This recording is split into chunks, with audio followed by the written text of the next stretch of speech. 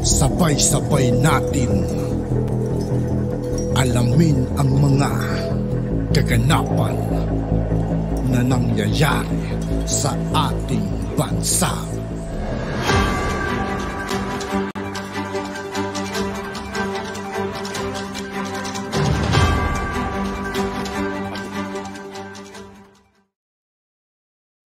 Yo, what's up mga kaibigan? This is I2K po again. Ngayon nandito naman ulit tayo sa channel ni Banat Camarites TV. Dito naman ulit tayo magbibigay ng komento at reaksyon. Kaya samahan nyo guys. Let's go!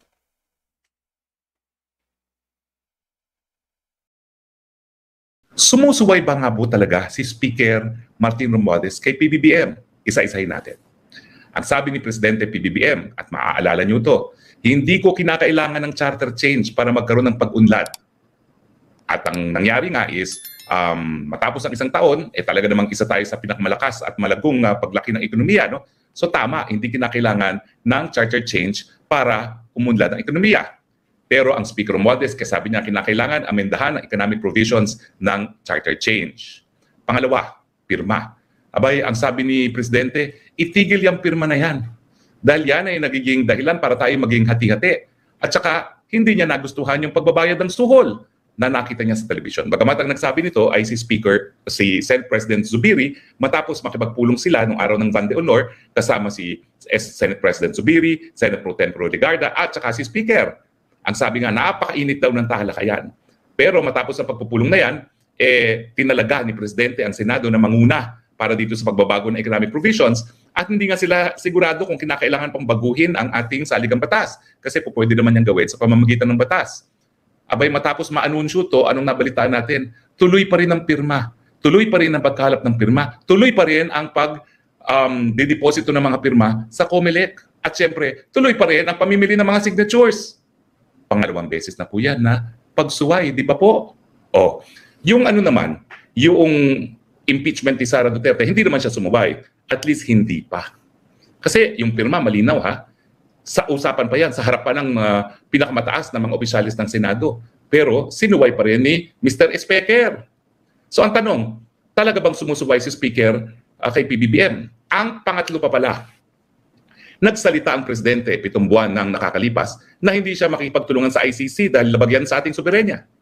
Pero anong sinabi ni Secretary Boying Remulla 5 araw pa lang ang nakakalipas? Si Secretary Boying Remulla po kasi kaeskwela namin sa UP College of Law. So sila po talaga ay mag-contemporaries. Kami po ay magko-contemporaries. Pero ang diferensya, silang dalawa ni Speaker at si Secretary Remulla mag-brad sa Upsilon Sigma Phi. So talagang very close po yan. Okay? So anong sinabi ni Secretary Remulla, bagamat ang huling banggit ni Presidente ay hindi siya makipagtulungan, although pag-aaralan ng pagbalik sa ICC. Ang sabi, makikipagtulungan na sa ICC ang dahilan kasi nga nagpasa ng House Resolution ang Kamara de Representante. So alam niyo po yan, makakampi talaga sila sa politika, so susunod ang Secretary Remulla sa kagustuhan ni Speaker. Pero ayun, ngayon, kahapon, lininaw ni Presidente for the 100th time, hindi tayo makikipagtulungan. Anong nangyayari? Sumusuway nga ba si Speaker kay PBBM? Well, siyempre, isa yung possibility yan. Bakit siya sumusuway? Kasi siguro iniisip niya, pinsan ako, walang mangyayari sa akin. Pinsan ako at matalik na kaibigan, walang mangyayari sa akin. Pwede po yan.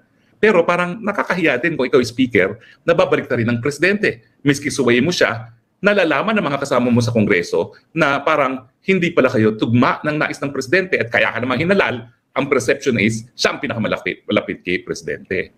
Pero beyond the fact na pinsan siya, ano pa kaya ang dahilan?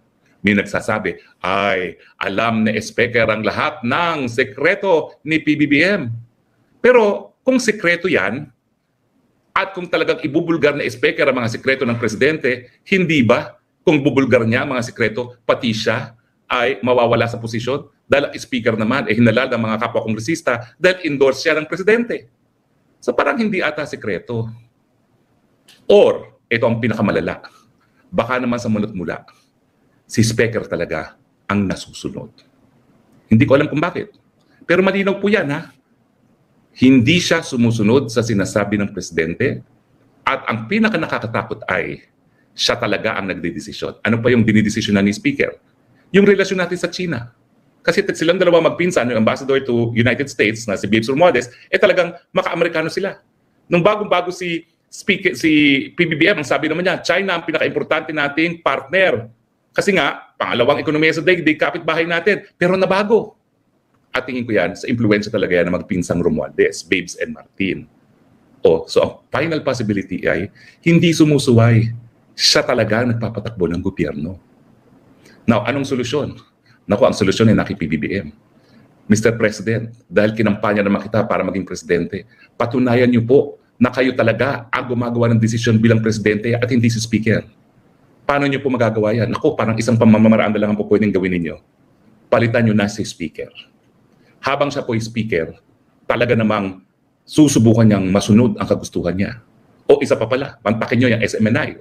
Di ba sa lahat ng television channels ng eleksyon, yan lang naman talaga sumuporta kay PBBM. At yan ang dahilan, kaya yung sa debate lang ng SMNI na sumipot si PBBM.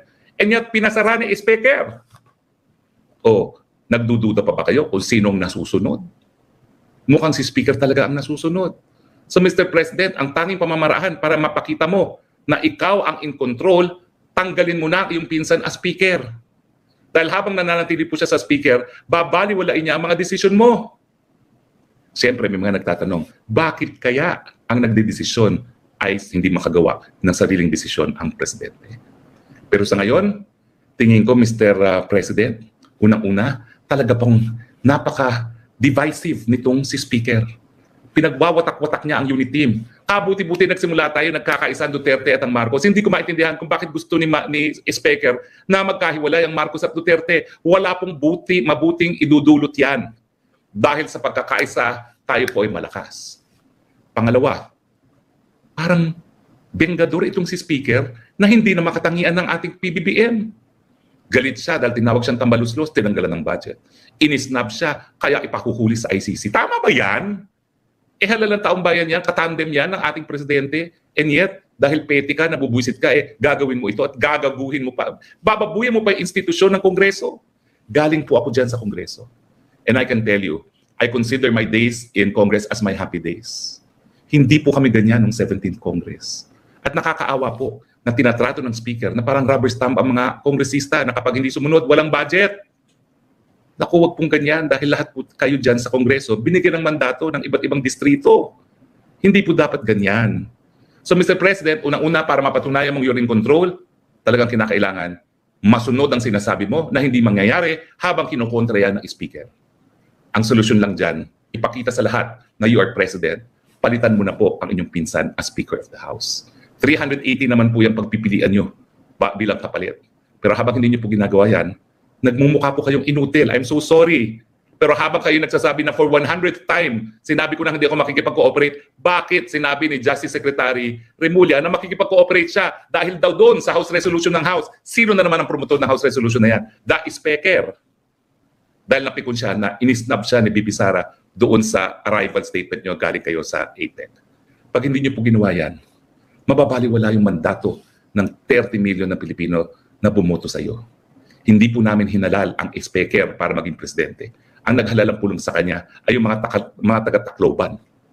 Baka nga po hindi manalo yan ng gobernador sa Leyte mismo dahil mga pitilya ang mga nanalo doon Isang distrito lang po yan, isang syudad lang yan. Bakit naman siya magdedesisyon na parang presidente? Kayo po ang halal. At habang siya nananatiling speaker, patuloy po niyang susuwayin kayo. Agree or disagree? Tingnan natin. Marites Mindoro, abusado po attorney si Romualdez. Emelita, sumusuway si speaker sa Pangulo. Wala namang boses ang Pangulo sa asawa at pinsan niya. Bakit ano pang silbi niya kung di rin niya na siya abang nasusunod sa pagpapatutumo ng gobyerno? Sa loobin lang po. Tama po kayo kasi ang hinalal naman nating presidente, si PBBM, hindi si Mr. Speaker. Mga taga-Tacloban lamang ang naghalal sa kanya bilang kongresista. Mylene Ramos, good evening, Spokes. Sana VP Sara tatakbo siya sa next election. At bakit po nandawit si VP Sara sa issue ng ICC? Yun nga po. Nung siya naman po ay mayor at vice president, walang issue. Pero yung siya naging vice president, dinawit siya ng mga makaliwa, yung mga terorista pumapatay ng kapwa Pilipino at sinama siya sa kanilang demanda.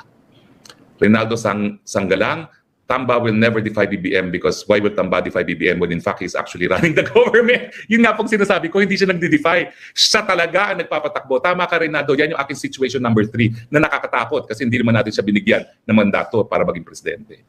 Si Maki mas magpili, feeling president na kasi si Tambaluslos. Ang sinusunod niya, si Liza Smags na siyang nagpapatakbo ng gobyerno. Ang kapal ng apog nila. Pero sa tingin ko naman po, itong mga pangyayaring to, kamera kasi ang gumagalaw eh. So ang sinusunod nila, si Speaker at wala naman po kinalaman si First Lady Liza. Mac, imposibleng walang basbas si BBM sa pagpasok ng mga taga-ICC. Maniniwalang lang ako kay BBM kung ipa-deport at persona ng Rota mga pakilamerong taga-ICC.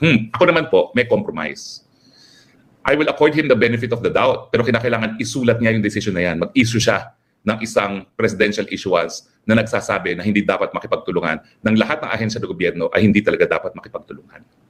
Joe, Atty. Roque, ano po masasabi mo? Bakit takot si PBBM kay Tambaluslos? In short, hawak sa leeg si PBBM. Parang nga po eh. Pero ang sabi ng mga... Parang ganun na nga. Tapos na. At yun nga po mga kaibigan, dito po nagtatapos ang ating reaction video. Muli ako po si I2K ng Sundalo ng Dunggalo. Maraming salamat sa patuloy na pagsuporta. Yeah, peace out.